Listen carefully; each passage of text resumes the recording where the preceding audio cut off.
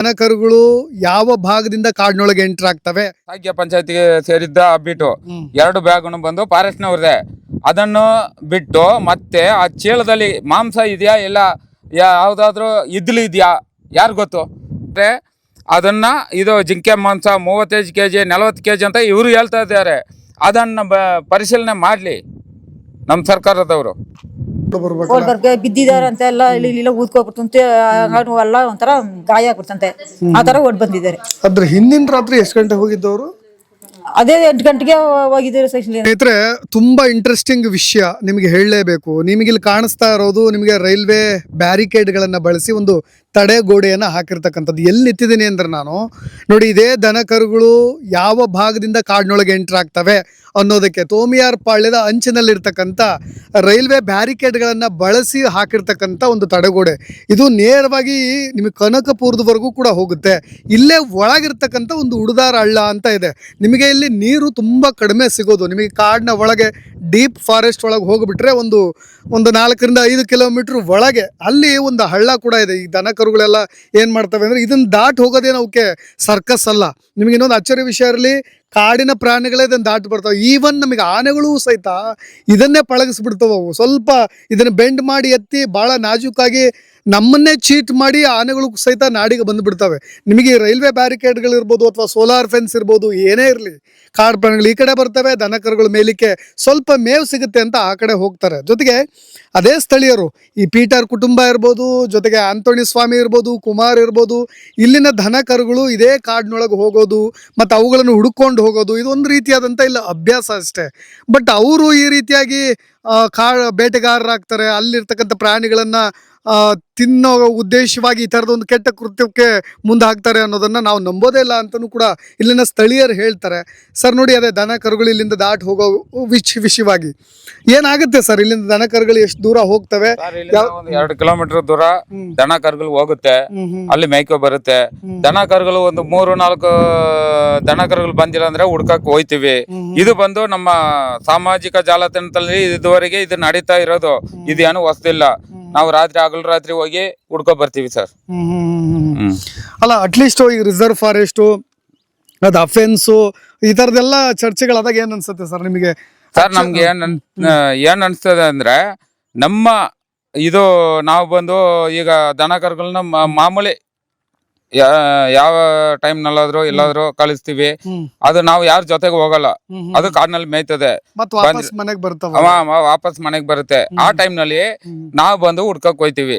ಬಂದಿಲ್ಲ ಅಂದ್ರೆ ಹುಡ್ಕಕ್ ಹೋಯ್ತಿವಿ. ಇದನ್ ಬಂದು ಇವರು ಕಲ್ ಬೇಟೆಗಾರರು ಅವರು ಇವ್ರು ಅಂತ ಹೇಳ್ತಾವ್ರೆ. ಅವರು ರೈತರೇ ಇಲ್ಲ, ಕಲ್ ಬೇಟೆಗಾರ ಅಂತ ಮೀಡಿಯಾದಲ್ಲೇ ಸುಮಾರು ಜನ ಇದ್ ಮಾಡಿದ್ದಾರೆ. ಆದ್ರೆ ರೈತರನ್ನಕ್ಕೆ ನಾನು ಪ್ರೂಫ್ ಮಾಡ್ತೀನಿ. ಪೀಟರ್ ಮಾಡಿದ್ದು ಆ ಜಾಗ, ಆ ಹಸುನ ಕೊಟ್ಟಿಗೆ ಎಲ್ಲಾನ ತೋರಿಸ್ತೀನಿ.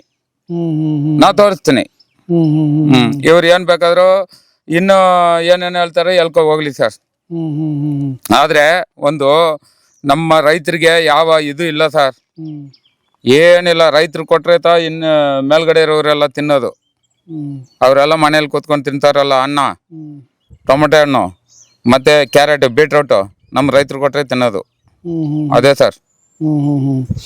ಮೇವು ಚೆನ್ನಾಗಿ ದಂಡಿಯಾಗಿ ಸಿಗುತ್ತೆ. ಅದೇ ಕಾರಣಕ್ಕೆ ಒಳಗಡೆ ಹೋಯ್ತದೆ. ಇವಾಗ ಇಲ್ಲಿ ನೋಡಿ, ಇವಾಗ ಇಲ್ಲಿಲ್ಲ. ಸ್ವಲ್ಪ ಒಳಗಡೆ ಹೋದ್ರೆ ನೀರ್ ಕಡೆ ಇರುವ ಜಾಗದಲ್ಲಿ ಇವಾಗ ನೀರ್ ಕುಡಿತದೆ. ಅಲ್ಲಿ ನೀರ್ ಕುಡ್ಕೊಂಡು ಬರ್ಬೋದು ಹಸುಗಳು. ಇಲ್ಲಿ ಬಂದಲ್ಲಿ ಏನು ಇಲ್ಲಿ ಭರವಸೆ ಆಗಿತ್ತು, ಮಳೆ ಇಲ್ಲ, ಒಳಗಡೆನೂ ಹೋಗ್ಬೋದು.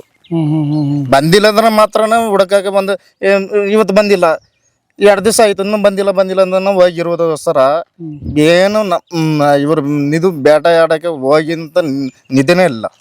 ಸರ್, ಈ ಹಿಂದೆನೂ ಕೂಡ ಈ ತರ ಒಳಗೆ ಹೋದಾಗ ದನಕರುಗಳು ಬರದೇ ಇದ್ದಾಗ ಅಟ್ಲೀಸ್ಟ್ ನೀವು ಒಳಗೆ ಹೋಗಿ ಹುಡುಕಾಡ್ಲಿಕ್ಕೆ ಅಂತ ಹೋದಾಗ ಇದೇ ಫಾರೆಸ್ಟ್ ಆಫೀಸರ್ಗಳ ಜೊತೆ ಮುಖಾಮುಖಿ ಆಗಿದ್ದೀರಿ, ಮಾತಾಡಿದಿರಿ, ಅವರು ಅನುಮತಿ ಕೊಡ್ತಾರೆ ಹುಡ್ಕೊಂಡ್ ಬನ್ನಿ ಅಂತ? ಆ ತರದ್ ಇದೆಯಾ ಅಂಡರ್ಸ್ಟ್ಯಾಂಡಿಂಗ್? ಅದೆಲ್ಲ ಇದೆ. ನಾವು ಬಂದು ದನಕರುಗಳು ಬಂದಿಲ್ಲ ಅಂದ್ರೆ ಹುಡ್ಕೋ ಹೋಯ್ತಿವಿ, ಬರ್ತೀವಿ. ಇವ್ರು ಟಾರ್ಗೆಟ್ ಮಾಡಿ ನಮ್ಮನ್ನ ಶೂಟ್ ಔಟ್ ಮಾಡ್ಬೇಕಂತ ನಮ್ಮ ತಮ್ಮಂದಿರು, ಅಣ್ಣಂದಿರು ಮತ್ತೆ ಬಾಮೈದ 3 ಜನನು ಇವ್ ಬೇಕಂತಾನೆ ಮಾಡಿರೋದು ಸರ್. ಇದು ಬಂದು ಶೂಟ್ ಔಟ್ ಮಾಡಕ್ಕೆ ಯಾರು ಕೊಟ್ಟಿರೋದು ಸರ್? ರೈಟ್ಸ್ ನೀವು ತಪ್ಪು ಆಗಿರ್ಬೋದು ಅದೇ ತರ ಏನಾಗಿರ್ಬೋದು ಸರ್? ಯಾವ ಕಾರಣಕ್ಕೆ ಈಗ ಫಾರೆಸ್ಟ್ ಆಫೀಸರ್ಗಳಿಗೆ ಏನ್ ದ್ವೇಷ ನಿಮ್ಮ ಮೇಲೆ? ಯಾವ ಕಾರಣಕ್ಕೆ ಅಂತ? ಸರ್ ನಮ್ಗ ಅವ್ರು ಏನ್ ಇದುವರೆಗೆ ಯಾವ ದ್ವೇಷನೂ ಇಲ್ಲ, ದ್ವೇಷ ಯಾವ್ದು ಇಲ್ಲ. ಇದು ಬಂದು ಇವ್ರು ಟಾರ್ಗೆಟ್ ಮಾಡಿ ಇವ್ರನ್ನ ಸಾಯಿಸ್ಬೇಕಂತಾನೆ ಬೇರೆ ಯಾರೋ ಹೇಳ್ಕೊಟ್ಟು ಬಂದಿರೋದು. ಇದ್ರಲ್ಲಿ ಬಂದು ಇಲ್ಲಿರೋರು ಆಗಿದ್ದಾರೆ. ಇವ್ರು ಬಂದು ಯಾವ ಕಾರಣಕ್ಕೂ ಬೇಟೆಗಾರರಿಲ್ಲ, ರೈತರು ಅಸಹಕಾರಿಗಳು ಬಂದಿಲ್ಲ. ಇಲ್ಲಿ ಬಂದು ನಮ್ಮ ಮರಿಮಂಗಲ ಗ್ರಾಮದಲ್ಲಿ ಇರೋ ಜನಗಳ ಎಲ್ಲ ನಮ್ಮ ಸಂಬಂಧಿಕರೇ, ಎಲ್ಲ ಅಣ್ಣ ತಮ್ಮಂದಿರು, ಬಾಮೈದ ಇಲ್ಲ ಅಣ್ಣ ತಮ್ಮಂದ್ರು ಈ ತರನೇ ಬಾಳ್ತಾ ಇರೋದು ಸರ್. ಬೇರೆ ಏನು ಯಾವ ಜಾತಿ ಮತ ಯಾರು ನೋಡ್ತಾ ಇಲ್ಲ ಸರ್. ಆ ತರ ಇದ್ದಿದ್ದು ಇದುವರೆಗೆ. 3 ಜನನು ಸೂಟ್ ಔಟ್ ಮಾಡಕ್ಕೆ ಇವ್ರಿಗೆ ಅಧಿಕಾರ ಕೊಟ್ಟಿದ್ಯಾರು ನಮ್ ರೈತರಿಗೆ. ಈ ತರ ಆಗಿದೆ. ಈಗ ಪೀಟರ್ ಬೆಲೆ ಮಾಡಿದಾರಲ್ಲ, ಅದನ್ನು ತೋರಿಸ್ತೀನಿ ನಿಮ್ಗೆ, ಕರ್ಕೋಗಿ ಇದ್ರಲ್ಲೇ ಹೋಗಮ್ಮ ಬೈಕ್ ನಲ್ಲಿ, ಅದನ್ನು ತೋರಿಸ್ತೀನಿ. ಇಲ್ಲಿ ಬಂದು ಸರ್ ಈಗ ಒಂದು ತಪ್ಪೇ ಮಾಡ್ಲಿ, ತಪ್ಪು ಮಾಡ್ದಂಗೆ ಶಿಕ್ಷೆ ನಿಮ್ಮಿಂದ ಶಿಕ್ಷೆ ಕೊಡ್ಬೇಕಷ್ಟೇ. ಇಲ್ಲ ಹೊಡೆದ ಕೈ ಕಾಲು ಮುರೀರಿ, ಜೀವ ತೆಗಿಯಕ್ಕೆ ಯಾರು ಸರ್ ರೈಟ್ಸ್ ಐತೆ? ಇಲ್ಲಿ ಬಿಟಿ ಬರ್ತಿರ್ತಾರಲ್ಲ ಫಾರೆಸ್ಟ್ ಆಫೀಸರ್ಸ್ಗಳು, ಯಾರಾದ್ರೂ ಈಗ ಇತ್ತೀಚೆಗೆ ಯಾರಾದ್ರೂ ಬಂದ್ರ ನಿಮ್ಮನ್ನ? ಒಬ್ರು ಯಾರು ಯಾರು ಬೀಟಲ್ಲಿ ಇದ್ದವರು ಒಂದು ಮಾಹಿತಿ ಸಿಕ್ಕಿಲ್ಲ ನಿಮಗೆ? ನಮ್ಗೆ ಅವರು ಈ ಇಷ್ಟು ದಿವಸ ಒಂದ್ ಜನ ಕೂಡ ಬಂದಿಲ್ಲ. ಅಲ್ಲಿ ಒಬ್ರು ಬಂದು ಕೂಡ ಕೇಳಿಲ್ಲ ನಮ್ಮ ಹತ್ರ. ಅವ್ರ ಕಣ್ಣಿಗೆ ನಮ್ಗೆ ಕಾಣದೆ ಮಡಗಿದ್ದಾರೆ. ಅವ್ರ ಹೆಸರನ್ನ ಎಲ್ಲ ಇಲ್ಲಿ ಸರ್ ಮಾಹಿತಿ ಏನಂದ್ರೆ, ಇವರು ಫಾರೆಸ್ಟ್ ನವರು ಶೂಟ್ ಔಟ್ ಮಾಡಿದೀರಾ, ಜಿಂಕೆ ಮಾಂಸ ಇದೆ, ಹೊಸ ಚಪ್ಪಲಿ ಅದ ಅಂತ ಎಲ್ಲ ತಗೋಗಿ ತೋರಿಸಿದಿರ. ಇದು ಯಾರು ಒಪ್ಕೊಂಡಿಲ್ಲ, ಆವತ್ತೇ ಮಡಗಿರ್ಬೇಕು. ಅದೇ ಈಗ ತಗೋಗಿ ನೀವು ಬಂದು ಕೊಳ್ಳೇಗಾಲದಲ್ಲಿ ನಮ್ಮ ಗೌರ್ಮೆಂಟ್ ಹಾಸ್ಪಿಟಲ್ ಇಲ್ವಾ, ಅನೂರ್ ತಾಲೂಕಿನಲ್ಲಿ ಇಲ್ವಾ, ಅದು ಬಿಟ್ಟು ಚಾಮರಾಜನಗರ ಡಿಸ್ಟ್ರಿಕ್ಟ್ ನಮ್ದು. ಅದು ಬಿಟ್ಬಿಟ್ಟು ಮೈಸೂರಿಗೆ ತಗೋಗಿ ಸೈನ್ ಮಾಡ್ಬಿಟ್ಟು ಹೋಗಿದ್ದಾರೆ. ಡಿಸ್ಚಾರ್ಜ್ ಮಾಡುವಾಗಲೂ ಯಾರು ಫಾರೆಸ್ಟ್ ಆಫೀಸ್ನವರು ಇಲ್ಲ ಮೇಲ್ಗಡೆ ಅಧಿಕಾರಿಗಳು ಯಾರು ಬಂದಿಲ್ಲ ಸರ್. ಸರ್ ಇದು ಬಿಡಿ, ಈ ಕೇಸ್ ಬಿಡಿ. ನಾನು ಇನ್ನೊಂದು ಸುಮ್ನೆ ಜನರಲಿ ಕೇಳ್ತೀನಿ. ನೋಡಿ, ಅನೇಕರು ಈ ತರ ಬೇಟೆಯಾಡಿ ಅರಣ್ಯ ಸಂಪತ್ತನ್ನು ನಾಶ ಮಾಡೋರು ಇದ್ದಾರೆ. ಆತರ ಕೆಲವೊಬ್ರು ಕಿಡಿಗೇಡಿಗಳು ಇದ್ದಾರೆ. ನಾನು ಇಡೀ ಸಮಾಜ ಬಹಳ ಸ್ವಸ್ಥವಾಗಿದೆ, ಯಾರು ಈ ತರದವ್ರಿಲ್ಲ, ಬೇಟೆಗಾರಿಲ್ಲ ಅಂತಾನು ಹೇಳಕ್ ಹೋಗೋದಿಲ್ಲ.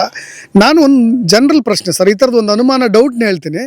ಇವರು ಅಮಾಯಕರು ಅಥವಾ ಇವರೇ ಅಪರಾಧಿಗಳು ಅಂತ ಹೇಳ್ತಲ್ಲ, ಈವನ್ ಈ ತರ 2 ದಿನಗಟ್ಲೆನೂ ಕೂಡ ಹೋಗೋದು ಉಂಟಾ ಅಂತ ಕೇಳ್ತಾರೆ. ನಾನು ಕಾಡೊಳಗೆ ಹೋಗಿ 1-2 ದಿನ ಇದ್ದು ಅಲ್ಲಿಂದ 1-2 ದಿನ, ಯಾಕೆಂದ್ರೆ ಅವ್ರು ತಗೊಂಡೋಗಿರ್ತಕ್ಕಂಥ ಹೊಸ ಚಪ್ಪಲಿ, ಈ ಸುಮ್ನೆ ನಾನು ಅನುಮಾನದಲ್ಲಿ ಹೇಳ್ತಾ ಇರ್ತೀನಿ. ಇವ್ರು ಬಿಟ್ಟು ಬೇರೆಯವರು ಸಹಿತ ಆತರ ಹೊಸ ಚಪ್ಪಲಿ ಮೆಟ್ಕೊಂಡು ಹೋದ್ರೆ ಅದೇ ಚೀಲ ಇರ್ತದೆ, ಈ ಕೊಳ ಐತದೆ ಈ ತರ.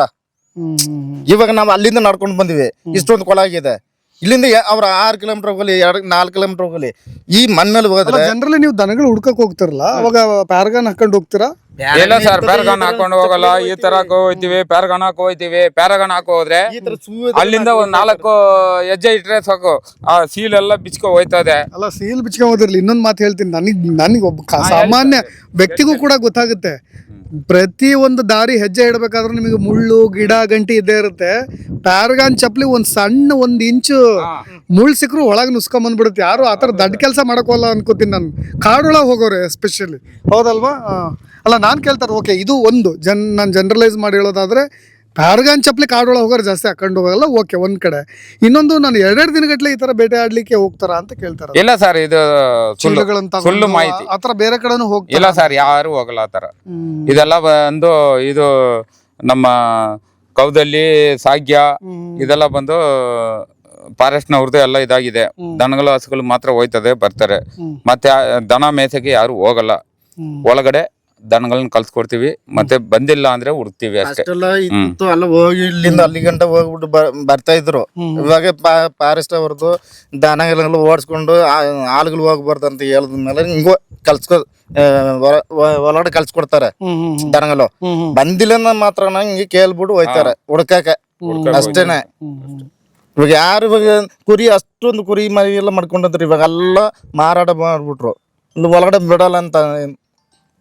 ಓಕೆ ಸ್ನೇಹಿತರೆ, ನಿಮಗೆ ತೋರಿಸ್ತಾ ಇದ್ದೀನಿ ಇನ್ನೊಂದ್ಸರಿ.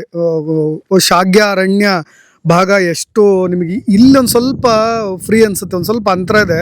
ಕಾಡು ಹೋಗ್ತಾ ಹೋಗ್ತಾ ಹೋಗ್ತಾ ಇನ್ನೂ ಡೀಪ್ ಫಾರೆಸ್ಟ್ಗೆ ಹೋದರೆ ಡಾರ್ಕ್ ಫಾರೆಸ್ಟ್ ನೀವು ನೋಡ್ಬೋದು. ಯಾಕೆಂದರೆ ಅಷ್ಟು ಡಾರ್ಕ್ ಆಗಿದೆ. ಯಾಕೆಂದರೆ ನೀವು ವೀರಪ್ಪನಿದ್ದಂಥ ಕಾಡು ಅಂದರೆ ನೀವು ಜಸ್ಟ್ ಅನ್ ಇಮ್ಯಾಜಿನ್ ಸತ್ಯಮಂಗಲ ಕಾಡು ಹೇಗಿತ್ತು, ಇದೇ ಕಬಿನಿ ಫಾರೆಸ್ಟ್ ಹೇಗಿದೆ, ಇದೇ ಶಾಗ್ಯ ಅರಣ್ಯ ಭಾಗ ಕಾವೇರಿ ವನ್ಯ ಧಾಮ ಹೇಗಿದೆ ಅನ್ನೋದನ್ನು ನೀವು ಇಲ್ಲಿ ಕ್ಯಾಮ್ರಾ ಮುಖಾಂತರ ನೋಡ್ಬೋದು.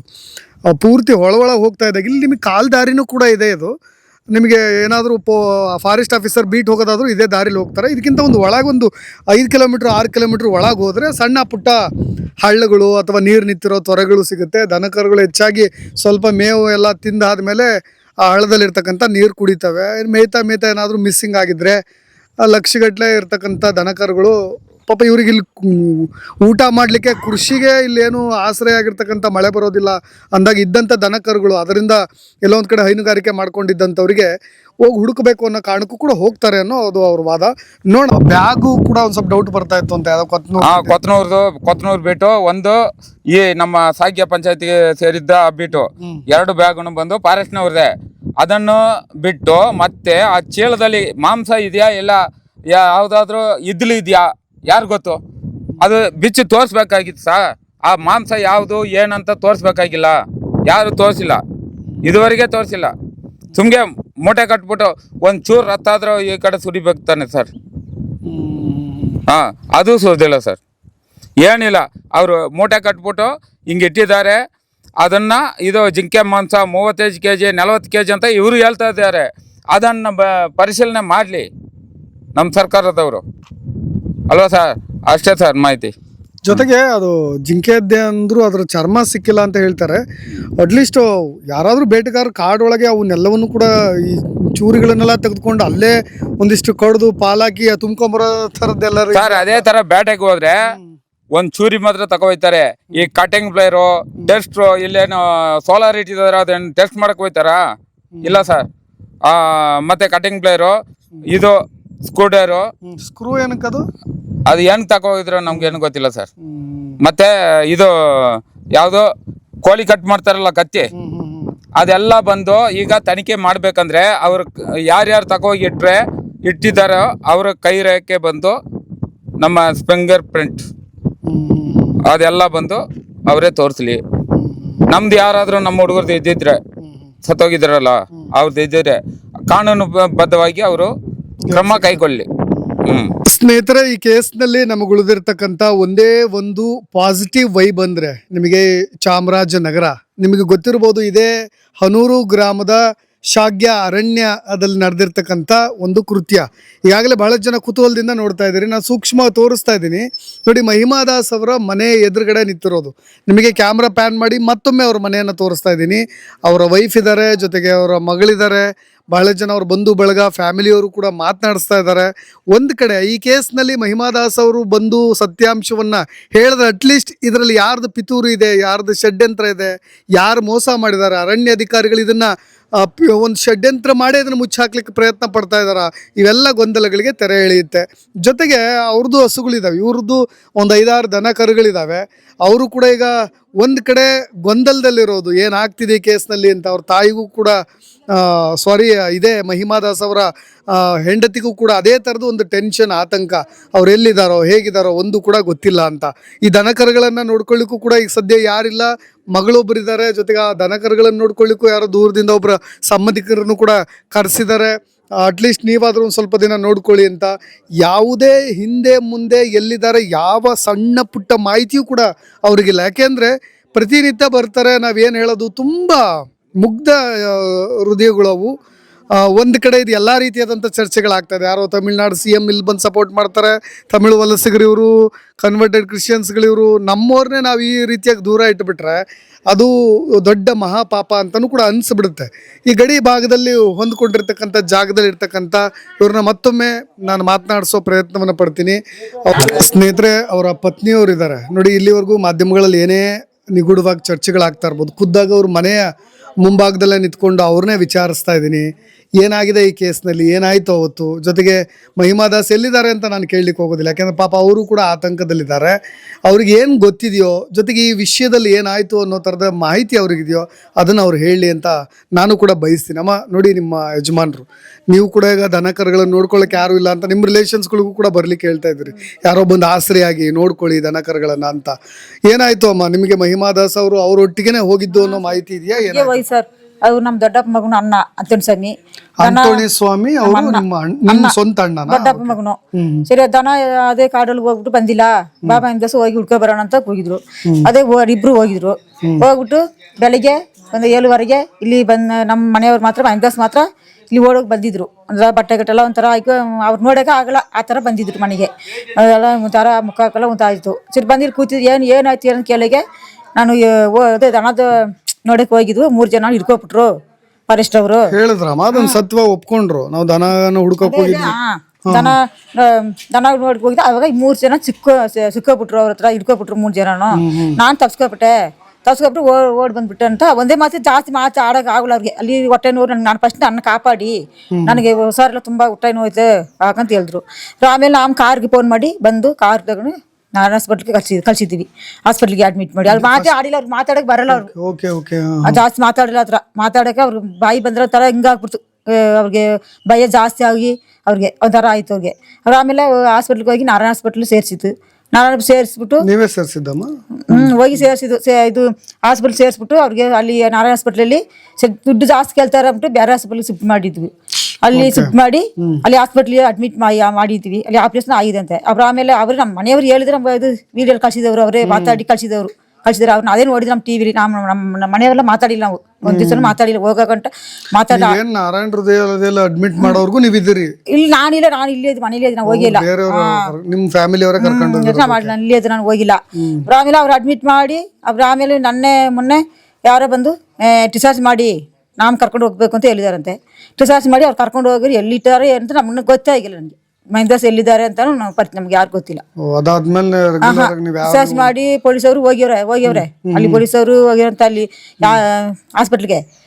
ಯಾರು ಕರ್ಕೊಂಡು ಹೋಗೋರು ಅಂತ ಫಾರೆಸ್ಟ್ ಅವರ ಇಲ್ಲ ಫಾರೆಸ್ಟ್ ಅವ್ರು ಕರ್ಕೊಂಡು ಮಾಡ್ಬಿಟ್ರೆ ಏನೋ ಗೊತ್ತಾಗಿಲ್ಲ. ಯಾರು ಕರ್ಕೊಂಡು ಹೋಗೋರು ಅಂತ ನಮ್ಗೆ ಗೊತ್ತಿಲ್ಲ.